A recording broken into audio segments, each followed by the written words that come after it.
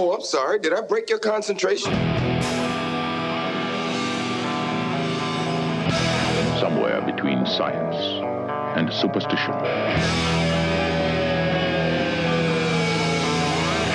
We have such sights to show you.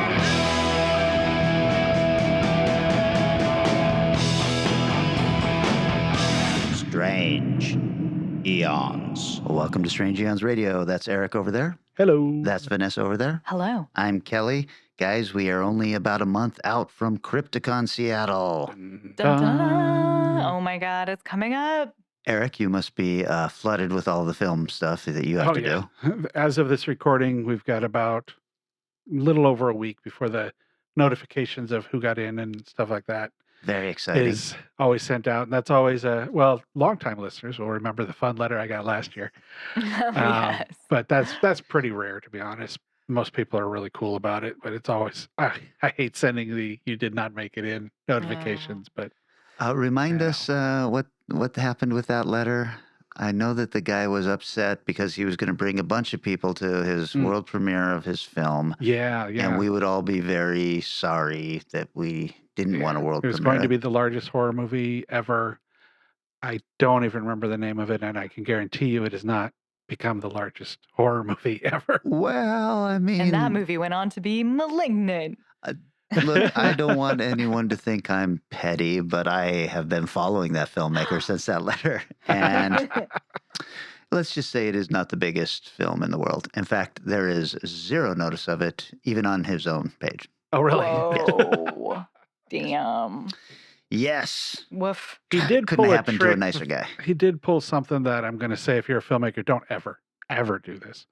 Where he put on his social media that he'd been accepted into a giant film festival, which he has not. And he won an award at that festival. And this particular festival does not even give awards out. So it was pretty easy to figure out he was full of crap. Don't pretend your movie got into something it didn't, because no matter what you might think, the film festival world is relatively small. Well, I don't know what are you going to get out of that? Like a couple people buy your DVD on Amazon, because you're not going to get anyone from Hollywood being like, oh, wow, it got into this fest, because they're going to know. Like, they're going to know right away that, like, that's bullshit. Like, no one's that stupid. I got into this fest. You didn't even tag the festival. So I know you didn't. I love it. Also at Crypticon, we will be doing another live show. That's right. Yeah. Yep. And looking forward to that. In the past, we have done John Carpenter movies, and we are going to continue that run. We are doing a deep dive into a particular John Carpenter film. So looking forward to that. Looking forward to you guys. Looking forward to hanging with old friends, making new friends, all of that stuff. Getting drunk. Yep. No, I was just talking about right now. I'm getting drunk. Oh, sure. Okay. And water bottle in front of him is, I saw a movie. Oh, good. Oh, You good. guys, I saw 3 movies. I don't want to talk about, quite honestly, any of them. Oh, I was all like, right. which of these shitty movies Oh, shall I tell you ouch. guys about? Okay. Wow. Winnie the Pooh, Blood and Honey. Oh, no. Really? I've Shocking. heard pretty bad No, things. now this could have been a lot of fun. Yeah. And it wasn't. Right. It wasn't even in the so bad it's good category. It was just really bad. And all it needed was a little more humor. Look, you come into this with a mindset, and I thought, oh, this is a guy who's going to take advantage of these characters and play on things we know about them and make it a funny film, right? No, this movie is deadly serious. What? Yes. Woof. He Woof. doesn't get stuck in a hole and get pushed out? No, I mean, there's a little bit of, first of all, it starts off great in that it's roughly animated. So wild. there's these black and white scribbles, very uncomfortable scribbles of Winnie the Pooh and Eeyore and all this stuff. And when Christopher Robbins leaves the 100-acre wood, they had gotten treated so well by him, they didn't know how to take care of themselves. So the winter comes and they have no food, and they end up having to eat Piglet or Eeyore or somebody, I can't remember. And I was like, all right, Yeah. these guys are doing what I was hoping would happen. And then Christopher Robbins comes back, and I didn't mind all the horrible acting. I didn't mind the bad special effects. What I minded was that they tried to make it a serious horror film. Oh. That's, well, nah, come on. So, thumbs down for me. Winnie the Pooh, Blood and Honey. Oh man. Well, I don't know if you guys have been catching up on the old television rue, but have you watched the latest episode of Yellow Jackets? Which is I started the new season, but I only made it through episode 1. I think they only have I think had they have one at episode this 1 so point. far. Yeah. I haven't yet. I loved it. Yeah, it was pretty good. It was pretty good. Good. And I know we're gonna get introduced to a few new actors this year, and I can't wait to see how that goes. It's pretty exciting. I don't know. I was grateful for the recap at the start because I Yeah. was like, wait, what now? Where did we leave off? That's a good call. And yet again had to resubscribe to Showtime. Right. So that's the only way that they're gonna get money out of me. But yeah, I'm excited for where it's going as well. Yeah, it gets into some shockingly uncomfortable things. Mm. The sex in the artist studio was like, woo, okay. And then the Yeah. scene in the flashback where she's talking to a friend and accidentally knocks her over. I was Yes. like, woo. I thought that was great, and it had a real werewolf in London feel. Oh, yeah. Yeah, I was like, yeah, you're talking to your decaying Yeah. buddy, and I liked the very ending with what she did with her decayed buddy. Yeah. Yeah. It'll be interesting to see where they go with this show. Mhm. You're saying they've darkened it significantly. Well, it was pretty. I mean, it's pretty dark too, Yeah, but it's really staying on the same level it was already on. the last episode at least of this series.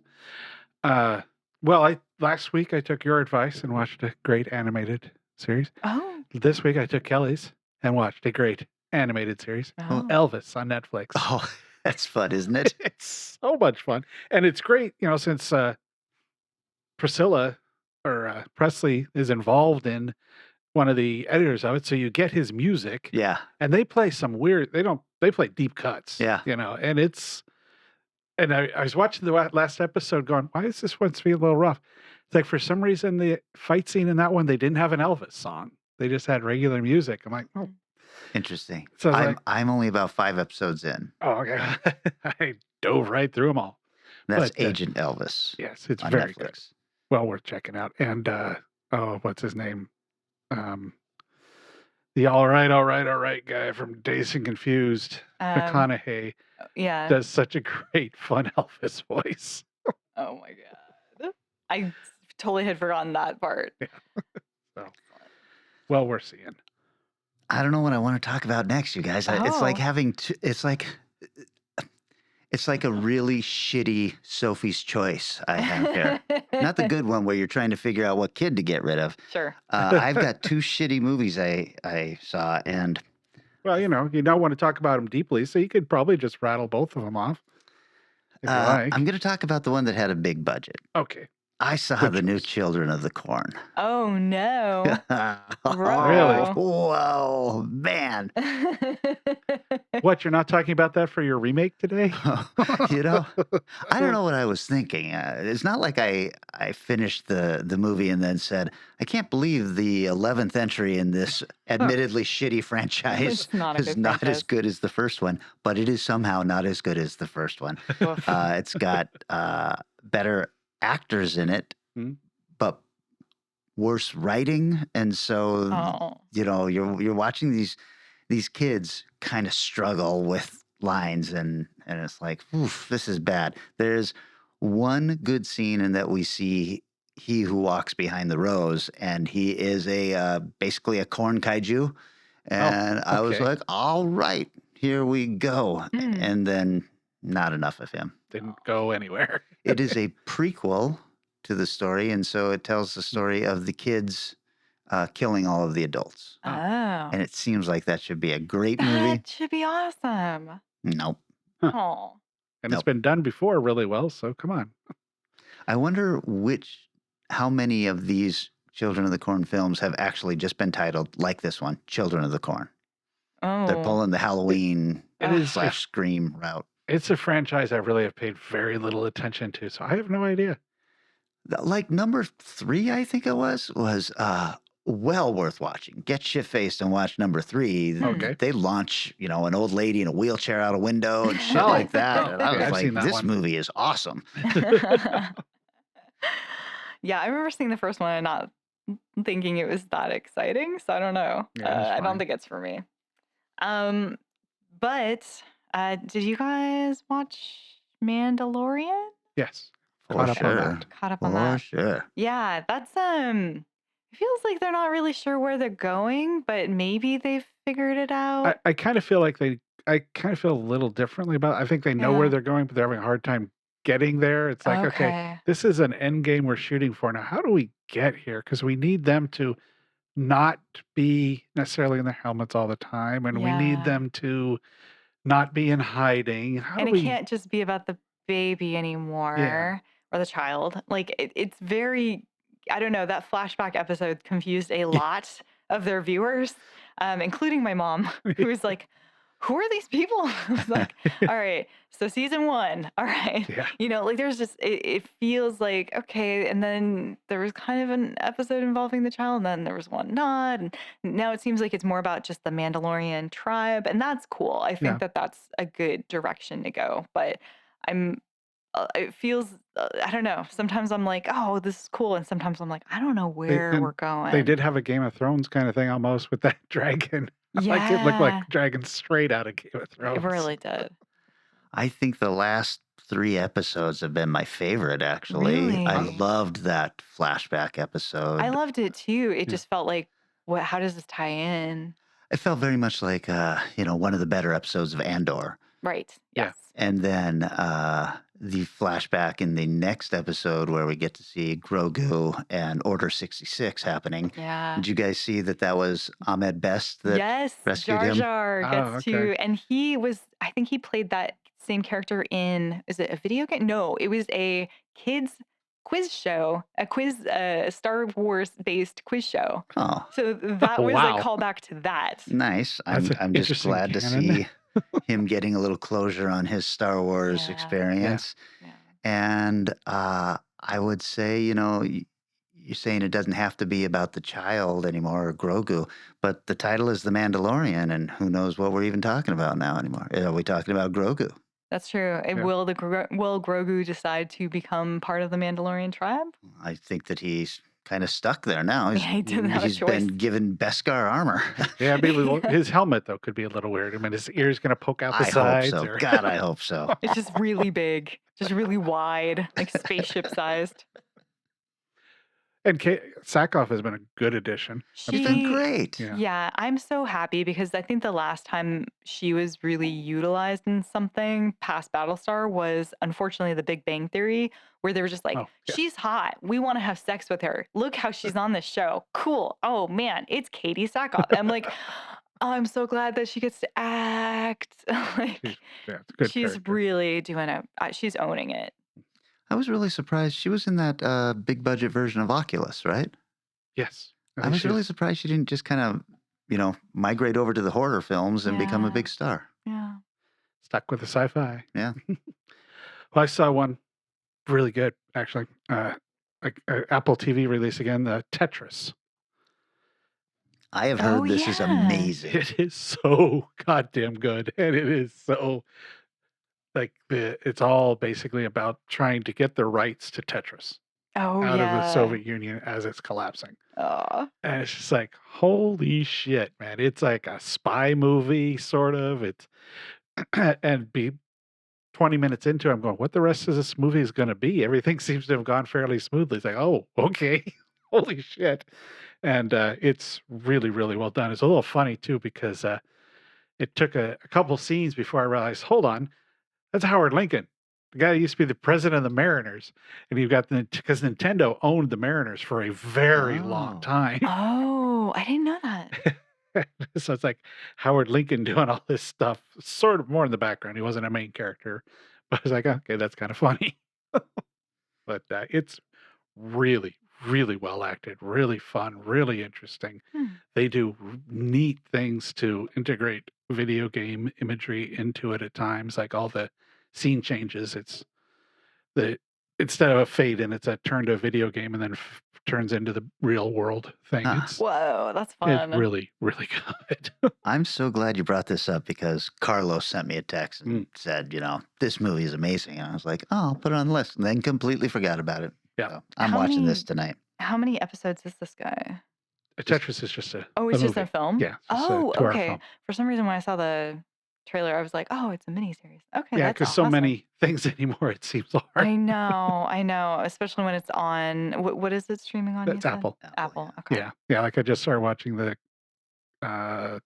Consultant Mm. on Amazon, and I thought it was a movie, but it is it's only It's like so 8 episodes. But confusing. Yeah. Is that any good? The it Consultant? starts off really good. Okay. I'm curious where it's going, based on a Bentley Little book. Oh, it is? Yeah.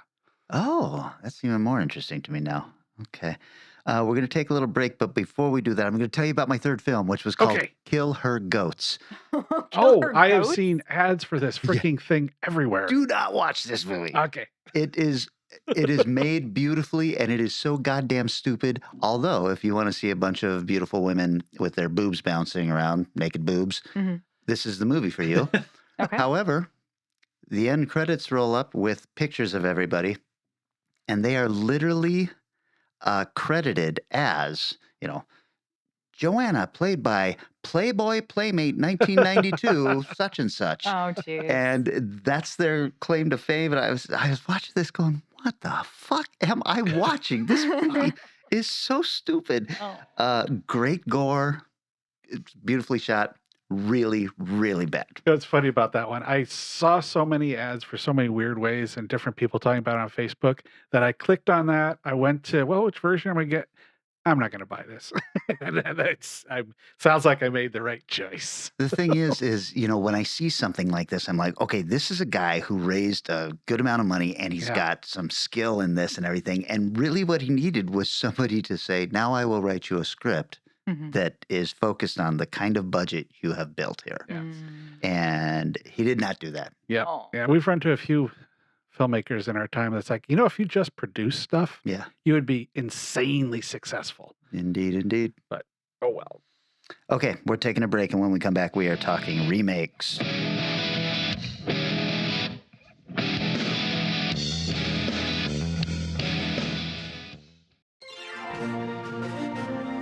Playmates Toys, the finest collectibles within the Star Trek universe. How you choose to get around out here makes so little sense. Ooh, mon capitaine. Who would have thought that they would have been so fascinating? Certainly not I. Starfleet. Such drama. Oh, please. You're all such savages. Enjoy your little trek through the stars. I'll see you out there.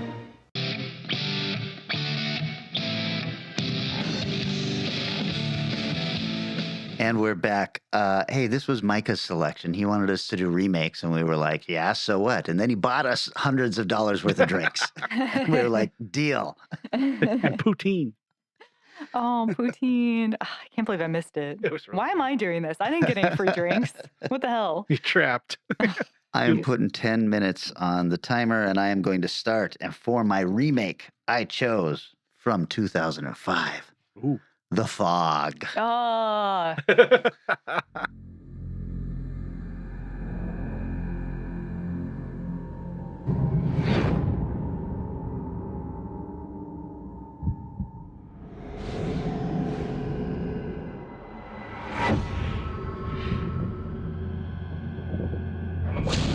I got something on my radar. Looks like a fog bank, and it's moving straight toward us. What kind of fog moves against the wind?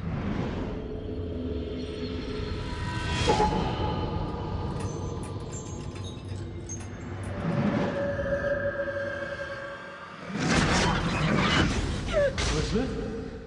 What's wrong? I keep seeing horrible things happening.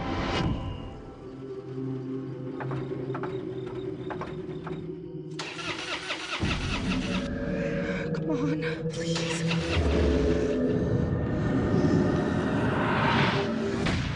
What's going on?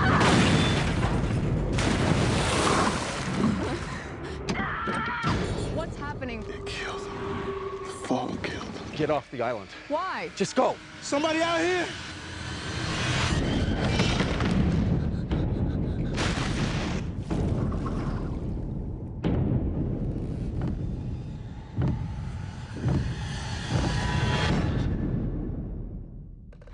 What the hell is that? Get out of there! Come on! Right ahead!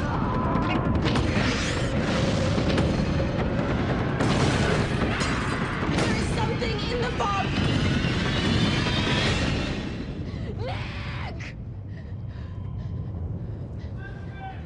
Where are you? Nick!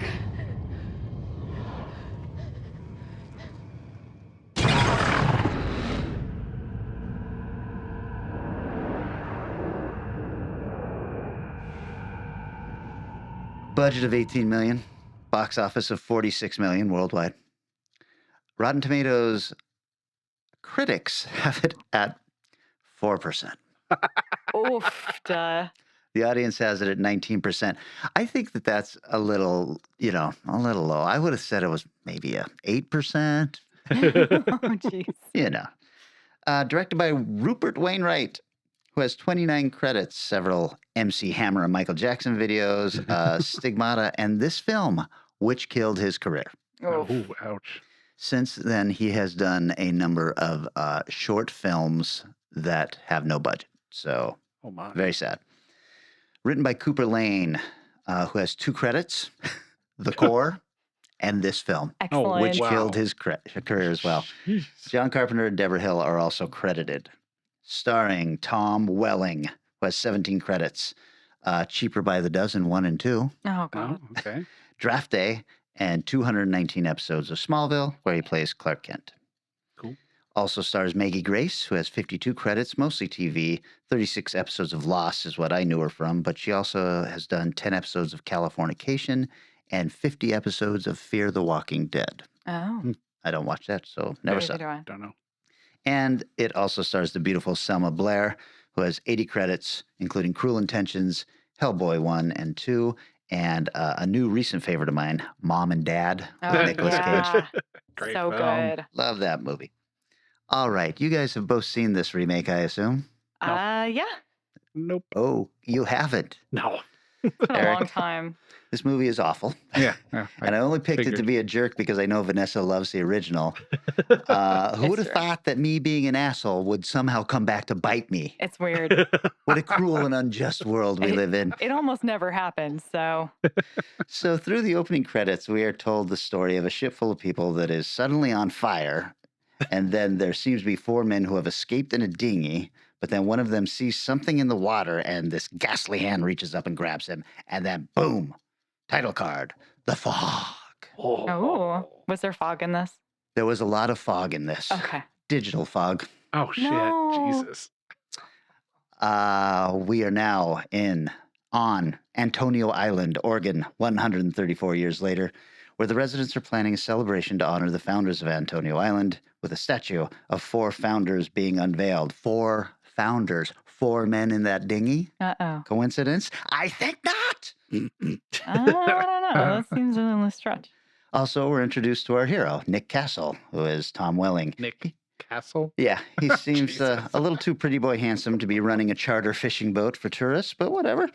On this particular trip, their anchor disturbs an old bag in seabed, and an old pocket watch and a hairbrush from 134 years ago, I bet, falls out. We also find out that Nick has a girlfriend, Elizabeth, who's been out of country for 8 months, finding herself or something, and he's been cheating on her with the local DJ, Stevie Wayne. None of this matters in any way. Nope. Don't worry about it. Never brought up again. If it is character development, it is really shitty character development. Elizabeth, his girlfriend who's out of the country, she Right. shows up out of the blue. If I could jump in here real quick, you had a look on your face and stuff that I thought you were about to put down the paper and go, you know what, I'm done. I've had enough of this podcast. This film killed my career also.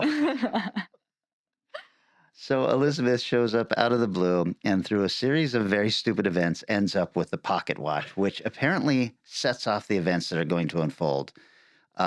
She is handed the watch by a homeless dude, and as soon as she touches it, it starts to tick. Ooh. Okay. Does Mhm. it tick 4 times? And the events that are going to unfold are basically a more complicated version of Carpenter's very basic ghost revenge story. A number of people are killed in unspectacular ways by CGI fog that sometimes works, but mostly does not. Stevie Wayne ends up with a hairbrush that her son found washed up on the shore, and it supernaturally burns down her lighthouse. Okay. No. I don't understand why the hairbrush grows hot, it's just a hairbrush, grows hot, and then bursts into flames. Ghost heat. I mean, if it was a hair dryer, I get it. You got to be careful with those. Yeah. Maybe not 134 years ago, but I don't know. The fog comes along, and with it a ghostly galleon that we realize is the boat from the opening credits that had caught on fire. Oh, maybe that's the fire, right? Yeah. Okay. So, see, the 4 founders of the town, they made a deal with some people that they could use a corner of their island as a leper colony.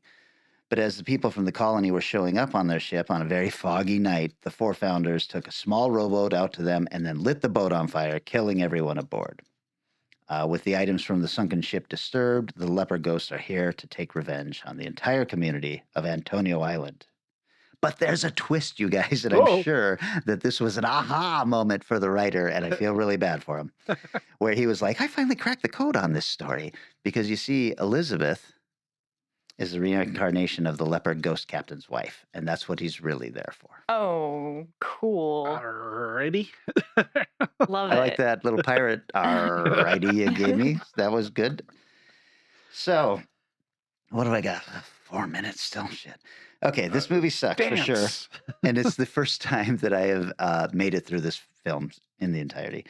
I've made no effort to hide that I don't particularly like the original film. I think it's a so-so 80s ghost story, and it doesn't deserve the love it gets from Carpenter fans because it is surrounded by 2 better films before it and 2 better films after it. Some of us just really like The Fog, okay? Assault Let on it go. Precinct 13 and Halloween precede this film, and then Escape from New York and The Thing come after it. This is a bad part of a great run. No. Well, You're wrong. You did That being said- say this was your first Carpenter film ever. So It was. Yeah, does have a 100%. Yeah. Well, and that being impact. said, there is a lot I like in the original. I think it's really moody, and I think it's got some creepy moments in it. And I really love like the first 20 minutes when things are starting to go weird in town. Now, of course, that doesn't make any sense to that story either. Why milk and stuff is popping off in the store and lights are exploding, before the ghosts get there. None of that makes sense, but it is eerie and it works.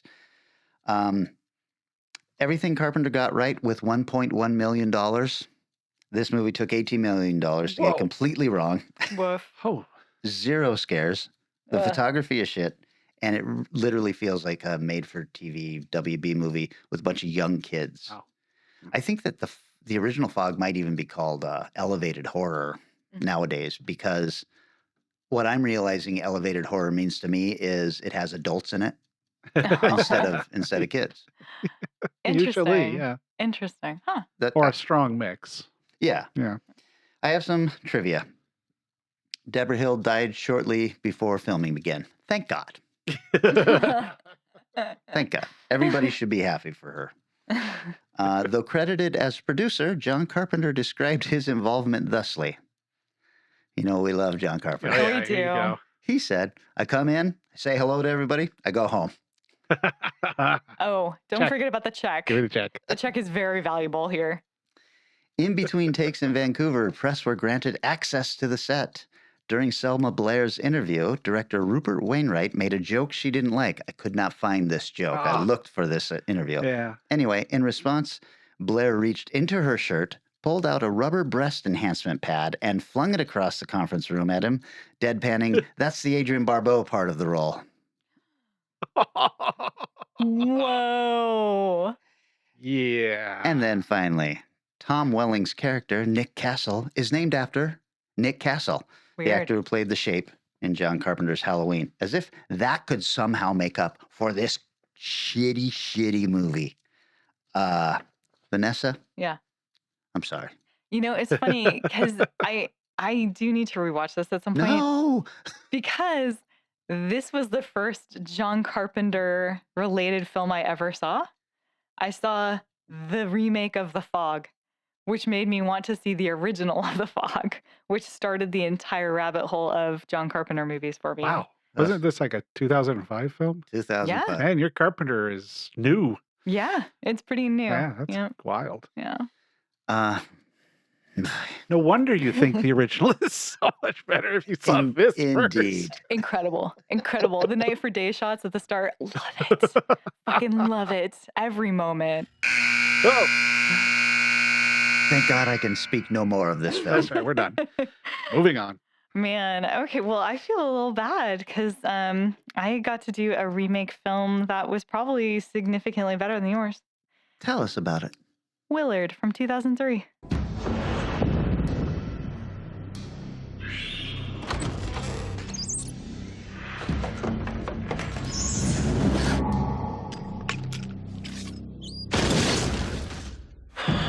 Nothing goes right. Willard, Night, Mom. come in here. Willard, what an awful name. If you had a stronger name, that Frank Martin wouldn't push you around. What part of you're fired don't you understand? Willard, let's go drink. I'm not hitting on you, Willard. Willard's styles didn't quite fit in. It's been a bad day. Look, everybody, food. But he's suddenly become very popular. You're the best friends that I've ever had. Now, Turd up. a guy who could never get a break In. is about to get even. Out.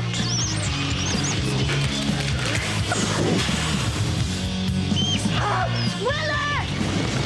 We've come to see you. They'll do anything I tell them. Tear 'em up. Do you think it's okay if I just put her inside? Sure.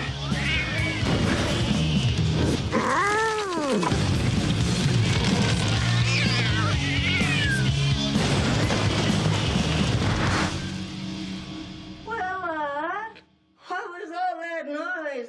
It's just the wind. Crispin Glover.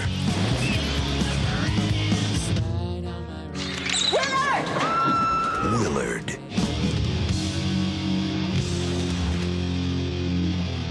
Oh, okay. I like this movie.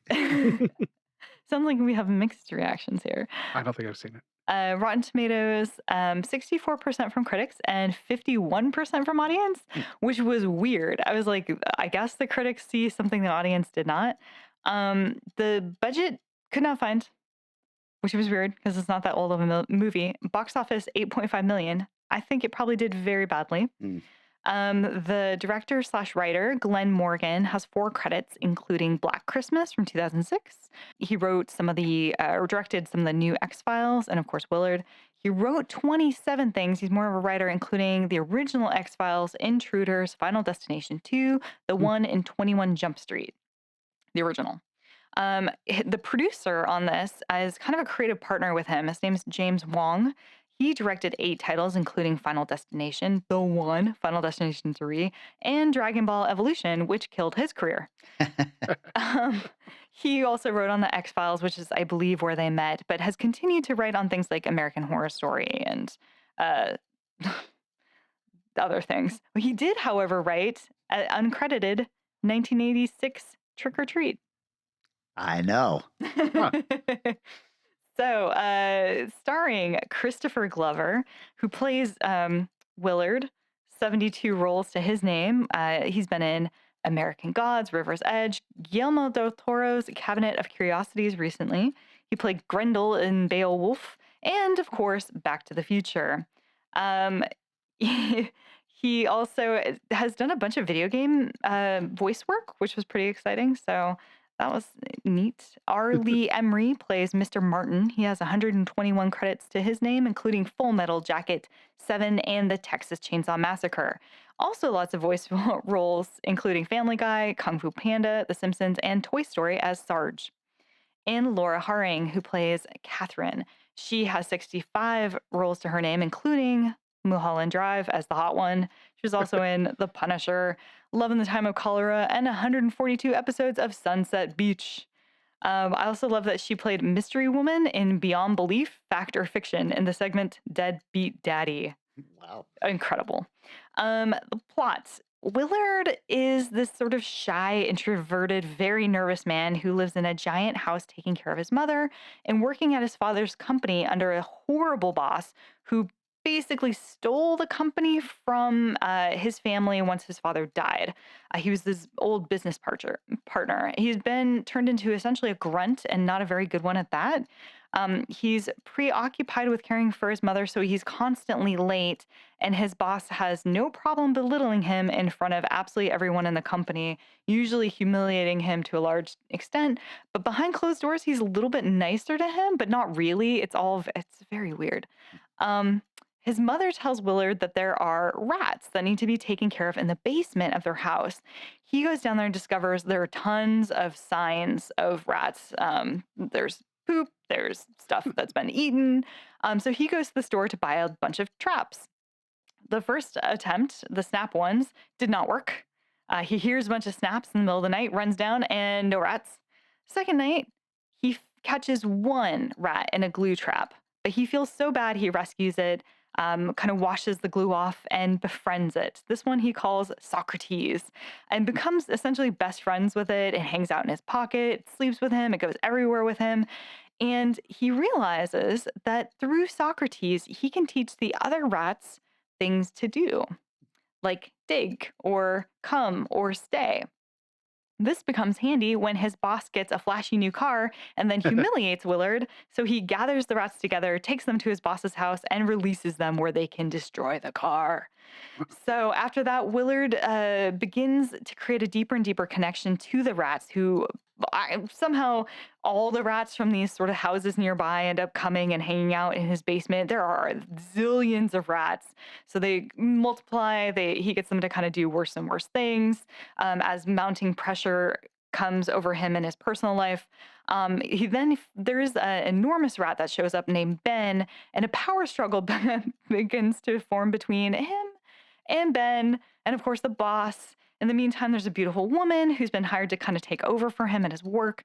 He does not realize that she's hitting on him constantly. She is the hot chick from Mulholland Drive, walking around saying, "Are you okay? And I saw this. There's something I can do for you." Caring a little bit deeply, too deeply for this super sweaty, nervous guy. But there you go. As things spiral further and further out of control, shit gets nuts. Willard and Socrates end up kind of being against the world, and we end with hordes of rats versus Willard. Who will win? This is a fucking crazy film. This was not what I thought I was going to watch. And I discovered that almost immediately with the opening credits, which is this sort of one camera arc motion moving across stop motion animation of things unfolding and unraveling. And there's rat bones that then open and scream. And it's very sort of, it feels like Nightmare Before Christmas or Edward Scissorhands. It has this like really quirky, gothic nature to it. There's a lot of insane tongue-in-cheek humor. In the beginning, he's talking to his mom, and she says, "Oh, you don't have a girl, you never had a career, and I should have given you a stronger name, something like Carl. You are now Carl. Good night, Carl." And he's just like, "All right."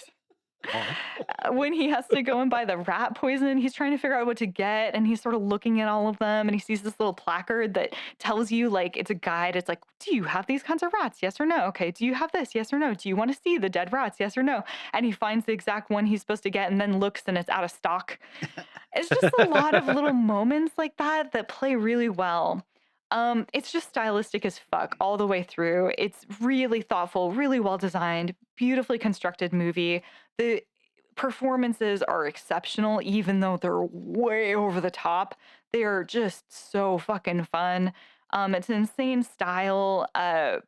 There are things though that I never want to see this movie again.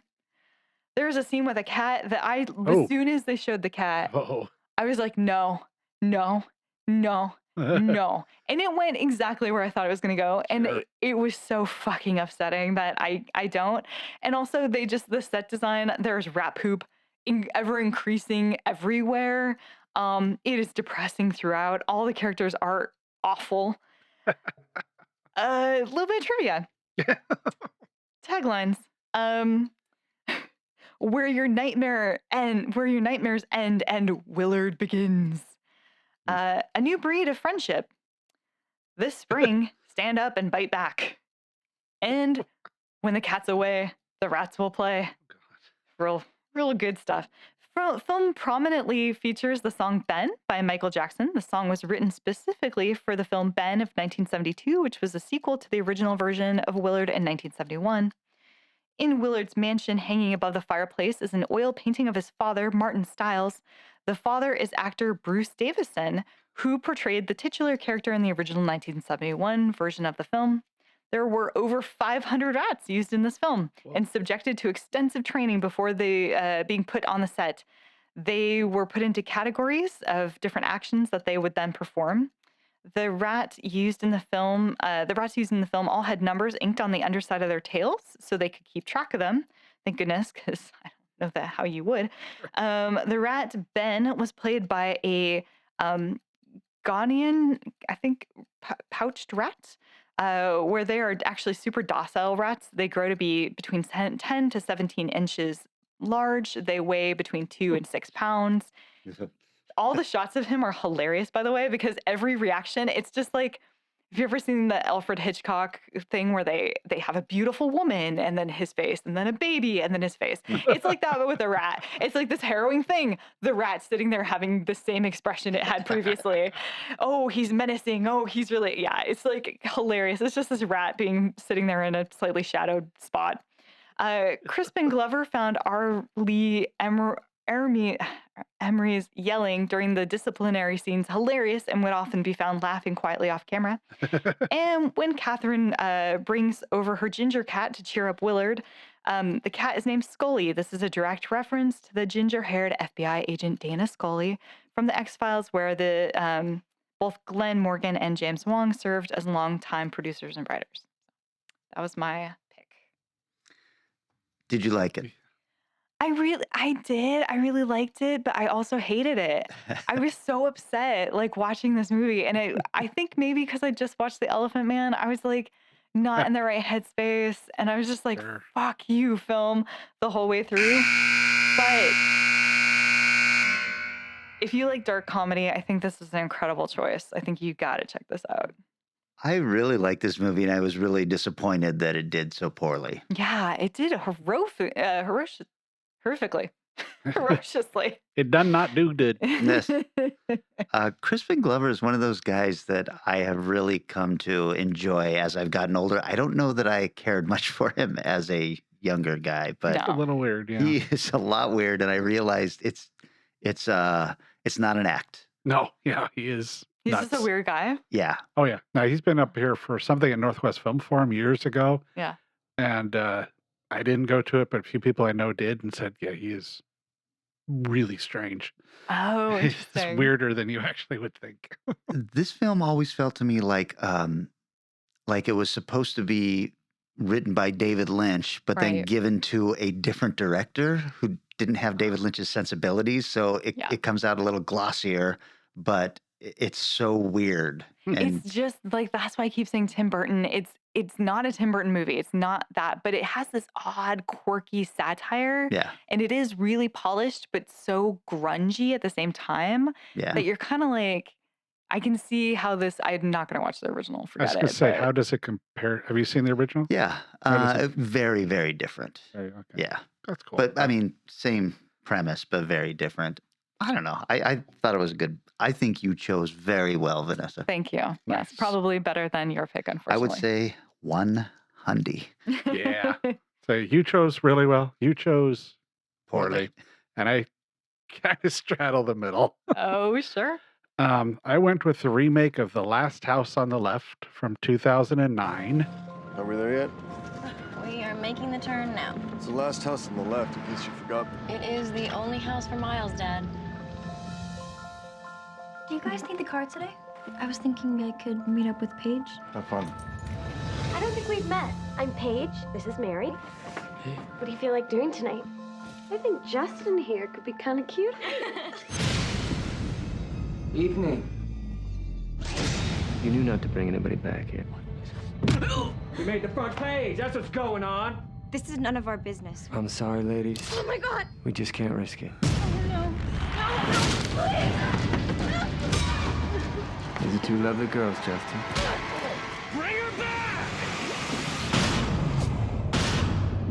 You got her. Now what? I saw a house back there.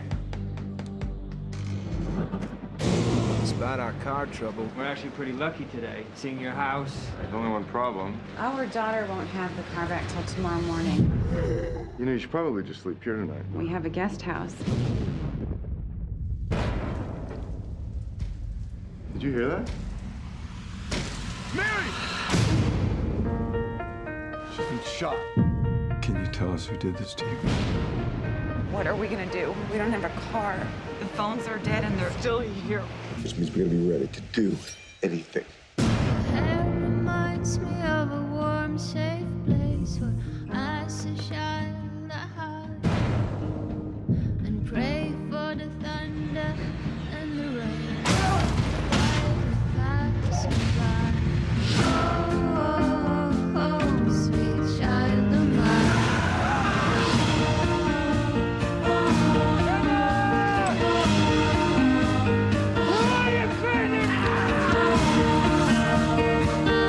You want to hear what I did to your daughter? I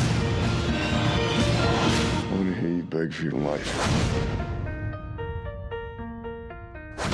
What is this? I can't move. You're paralyzed from the neck down. I didn't have any rope or duct tape. Interesting. Apparently, there's a 2022 remake as well. Mhm. I think. I'm not. It seemed to show up and disappear, so I'm not sure. Rotten Tomatoes, 43 from critics, 52 from crowd, which seems about right, actually. Budget of 15 million. Wow. A box office of 46 million. Whoa. So it did relatively well. People went and saw the remake of Last House on the Left. Why? Aren't there like 3 sequels to it? So it must have done It's done somewhat. something, yeah. It's directed by Dennis Leotis, who did Plus One, which is a decently well done film. Delirium and something called Hardcore, which is definitely not the 70s film. Adam Alicia, who was in Delirium, Cell, and Standoff. Sorry, that's writer. Written by Carl Ellsworth, who wrote the fairly underrated Disturbia, and Red Eye, the Red Dawn remake, Oy. and Unhinged. I did not see the Red Dawn remake. Not good. And Wes Craven's given a credit. I don't know. He was involved, actually, as producing. Starring Gary Delahunt, who was in Army of the Dead, 41 episodes of Fear the Walking Dead, 16 episodes of Deadwood, No Country for Old Men, and The Assassination of Jesse James by the Coward Robert Ford. So he has a gruff voice. Oh, yeah. That's what you're telling me. He plays the Dennis Hess character from the original. Monica Porter, who was in Patch Adams, 21 episodes of Boston Legal, Saw, and 103 episodes of Parenthood. Oh, I've seen Parenthood. Yeah, I didn't realize that was a series for that long. Tony Goldwyn, who's in Plane, 124 episodes of Scandal, The Belko Experiment. He played Tarzan in Disney. Friday the 13th, Part 6, Jason Lives, was his first film. What? I didn't know that. He's the asshole friend of Patrick Swayze in Ghost. Oh, yeah, okay. Yep. And Aaron Paul from Breaking Bad. 62 episodes of that. He also played The Simpsons as his character from Breaking Bad. And he's in Mission Impossible 3. As the character from Breaking Bad. Sort of. And Sarah Paxton, who's in Blonde, Barbarian this year. Cheap Thrills, which is a pretty damn good film. And The Innkeepers. The cast is actually pretty good. But so right off the bat, you say, yes, this is a much, much, much larger budget movie when it starts off with 2 policemen taking one of the guys away to jail, and immediately sets up what turned out to be it felt very, very violent when they busted up and broke him out of the back of the car. And unfortunately, this is another movie like Breakfast Club where you've got a joke that started, but you never hear the end. Oh. Very disappointing. The breakout is, like I said, brutal as hell. But they do a better job of setting up everybody in this movie. All the parents and the daughter have a lot more going on before she takes off, and the bad guys have a little bit more going on other than just sort of being violent assholes. There's still that, but so it opens with the parents going to, after the Bruckdown, the parents go to their cabin in the woods and they're hanging out and everybody's happy and yay, we're a happy family. The daughter's going into town to meet her friend. I'm sure this will end well for them. So she goes in to meet the family, and then there's one of the killers is pretty young, and he is in there trying to buy cigarettes, and she won't sell him. He's like, "Well, I'll trade you for some weed." So they go back to the hotel with him, having fun with him when everybody else shows up. Hmm. And of course, they're not happy that they're there. I mentioned Gary Dillahunt plays the original character, Krug, the name David Hess played. He's a stronger actor, but David Hess is just so creepy and so uncomfortable to watch in that original movie. It's hard to recreate what he did, but he does a good job of being an asshole. Aaron Paul is also incredibly well rounded. Ricky Lindhorn and Spencer Treat Clark round out the rest of the villains, and all solid dark performances. All could be dismissed as cliche-ish, but at least they're giving it their all. They're giving strong performances. And Sarah Paxton and Martha Markusek, who played the two girls, also very good. Which is weird because I was reading a review, not a real review, but like a Letterboxd or Amazon review. I didn't like the acting in this movie at all. I'm going, well, okay. I disagree with you, sir. Movie turns dark after they're trying to get away. They as opposed to just sort of randomly driving into the woods, like they let's go out and party in the woods in the first one. This one they're trying to escape because they've just broken in a police and killed 2 policemen. So they steal their SUV and try to get away, and one of the women messes that up and they get in a car crash, and Aaron Paul's bloody nose and all that stuff, and goes to the scenes that make the original movie famous, which are still uncomfortable in this movie because it's always uncomfortable to watch certain acts be done on film if they're done remotely well. And the scene in this one's done well enough that it's very uncomfortable to watch. It's very long, but unlike the first one where they do a series of shit to mess with the girls, this is basically one horrible thing and done. And watching the movie, it was like, ugh. 2 days later, it sort of left me. It's sort of like faded. The original Last House on the Left, if you think about certain things, disturbs me to this day. And it will always be an uncomfortable film. But this one was like horrible to watch, horribly bad. By the end, you're like, yeah, kill all these people. I'm good with that. Huh. But after the movie watched a few days later, it didn't have the same hold at all.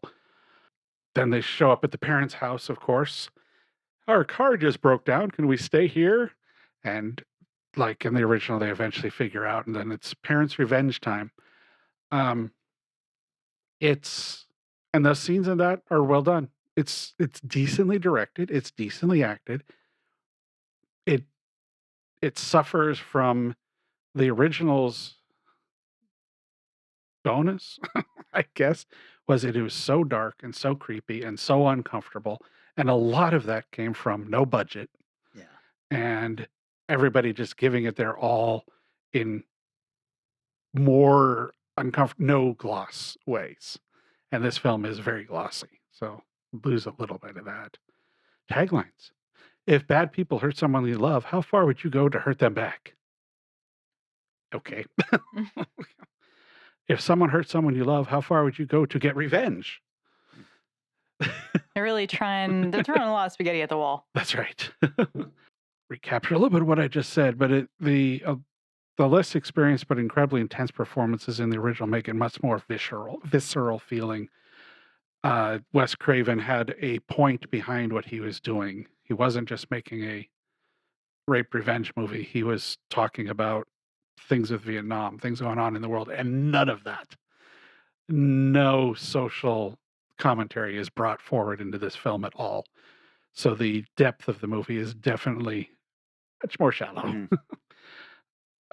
I even said here, after a few days, the film's uncomfortable nature fades, but the original still sits around going. The film was more or less shot in real time, which is an interesting move and helps it move a little bit better and keeps everything flowing because you don't move away from a scene. You don't, other than, them. They don't drive for 20 minutes.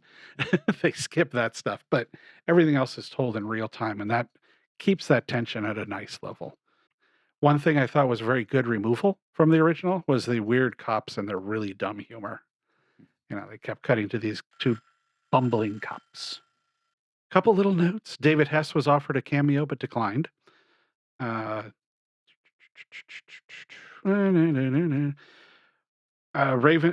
agreed to the remake because of the money involved. Oh, sure. I gotta send somebody to college, I'm sure. And Eli Roth was initially approached to direct because he tried to remake it before. Quentin Tarantino said, no, don't do that. Go out and do Hostel Part 2 instead.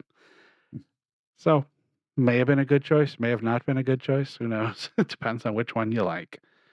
But it did enough, positive enough in, it was originally going to be direct to video, direct to whatever streaming, but it tested so well that it did get a theatrical release and frankly did quite well. I think partially because it's intense and disturbing, but it is not what the original was. Man, I had just no interest in seeing this. I'm a little surprised you chose this one. I didn't think you liked the original as... Like is a hard word with any movie like that. Right. I respect what Wes did a lot. I think he made a hell of a disturbing, dark, commentating For sure. film. But part of the reason I picked this is I just kept going through and everything was, I looked at, maybe that was all like The Fog, where it's just like 2%, 5%. Yeah. And this one is like 50%. Let's see what it's like. And it's not disturbing enough and uncomfortable enough for the crowd that loves the original Last House on the Left. But it's probably too uncomfortable and disturbing if your favorite stories are Jason or Freddy or something like that. So it sits in a weird place that's like, it's kind of forgotten. And I think that's sort of where it ends up. Yeah. I will not be seeking that one out. No, I was not. No. No. Yeah, I'm right there with you. Okay, well, that's it then. Vanessa, I believe that you've got a subgenre for next week. Oh, man. Okay. Well, it's been a little bit because of Micah's pick throwing us all off a little bit by a week. But I've had one in the cooker. I think I would like to go with Babysitting the Dead. So you've got a dead person, whether that's a zombie or a corpse or whatever, and you have somebody else who needs to be watching after them. I like it. Yeah, that'll be interesting. Yeah. It's a good title, too. Babysitting the Dead. Yeah. Every once in a while, I got something in here. I got a brain. Mm-hmm. It works. Well, that is pretty much the show then. I got one in the cooker, too, so you guys are going to have to get out of here. This is the part where I thank everybody for liking and sharing posts, for participating in the Value for Value model, for reaching out and dropping off a line at the Strange Eons Radio hotline, which is 253-237-4266. Really, really appreciate everything you guys are doing to help us spread the word. Bring on. Tell us the stuff. What remake do you think worked? Yes, we all know the Dawn of the Dead remake was good. Try other ones. The Thing. Yes, it's good. Come on. The Thing remake is good? Excuse me? The Carpenter is a remake. Oh, I thought you meant the one that was the prequel. No, John Carpenter's is a remake. Oh, geez. Sorry. No, it took me a minute. I was like, it only has good sweaters in it. No. See, I avoid remakes. I think will suck and just don't bother watching them. I have not seen the Thing remake that I Okay. remember. So Well, yes, I would love to also hear because I have a couple of remakes that I really love and would love to hear what you guys recommend or tell us to totally avoid. Nothing beats that 78 Invasion of the Body Snatchers. As far Oh as I'm so God, good. so good. Okay, well, that is the show then. We are coming back in 7 short days, and we are talking Babysitting the Dead. Transportation and other considerations for Strange Eons Radio produced by Pan Am Airlines. When you think of traveling, think of Pan Am. You can't beat the experience. Guests of Strange Eons Radio stay at Econo Lodge Everett. It's an easy stop on the road, if you know what we mean. Strange Eons Radio is recorded live in front of a studio audience. If you enjoyed this episode, please consider leaving us a positive review on your favorite podcast app. Sit, Ubu, sit. Plea for this super sweaty, nervous guy.